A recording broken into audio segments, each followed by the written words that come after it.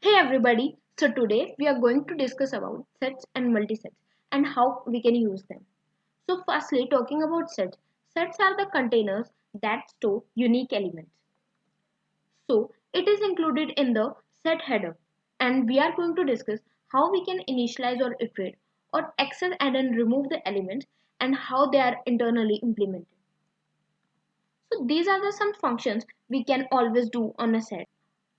We can insert the values, we can look up for the size, we can swap to sets, or we can clear all the values of set, or we can erase some particular values, or we can jump to end or in the beginning of the set, or we can just check if it is empty or not. So let's see them in some detail. So for initializing a set, we use this syntax. So firstly we write set, then in angular brackets we write the data type and then the name. So here I am initializing a set that is of integer data type and its name is S. So for adding the values in a set, we use insert. So after writing insert, we can add as many values as we want.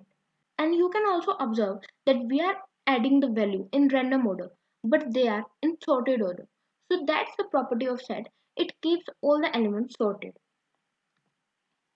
But what if we try to add a duplicate value? We have 50 before, but we try to add it again.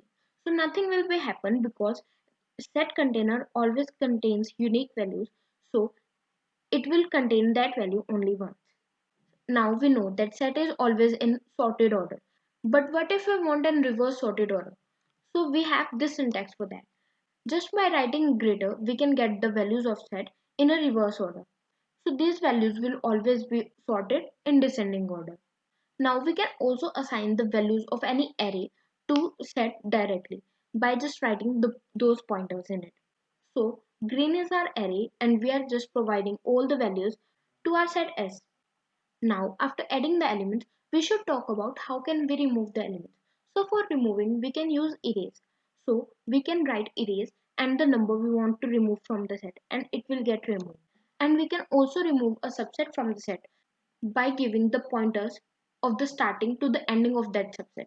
So here I am removing the subset that is that starts from s dot begin and ends at s dot find 34. So s dot find 34 is the value where we get 34. So it will remove the subset that starts from beginning to the value 34. Or if we want to empty the set, we can use clear and it will remove all the values. Now talking about iteration, we have to iterate over a set with the help of a iterator.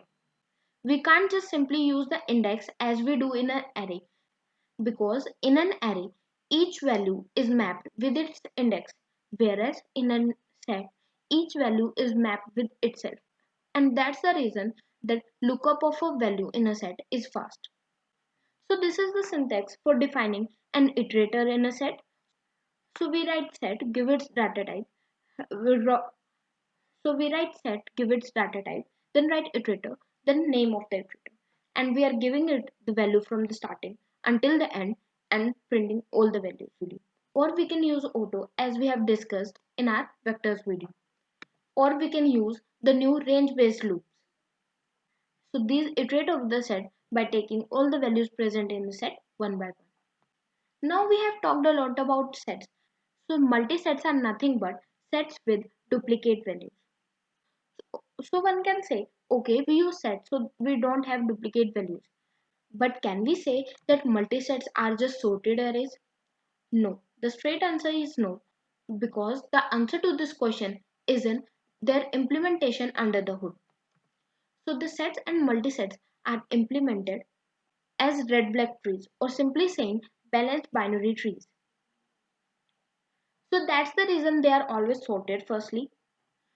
And as with each comparison we can remove half the values, that's why they both do the operation of searching and addition in log n time, whereas array performs these both functions in O of n time. So that's the reason sets and multisets are used. So this can always let us think that we should use set always, as the searching and addition in them are so fast and the cost is space. As they are BSTs, they take a lot of space. So Until and unless we have to do a lot of search and addition, we can always do a binary search on a sorted vector. So let's see some situations where we have to use sets and they are useful. So these are some situations.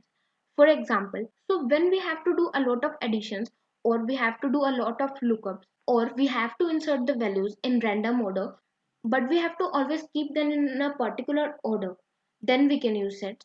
Or when we can't perform the tasks like addition and searching separately, then we can use sets. And these are the some favorable conditions for using sets. So I hope this is clear. Now go get your hands on sets, and I hope I have cleared all your doubts. Thanks for watching, and I will see you guys in the next one.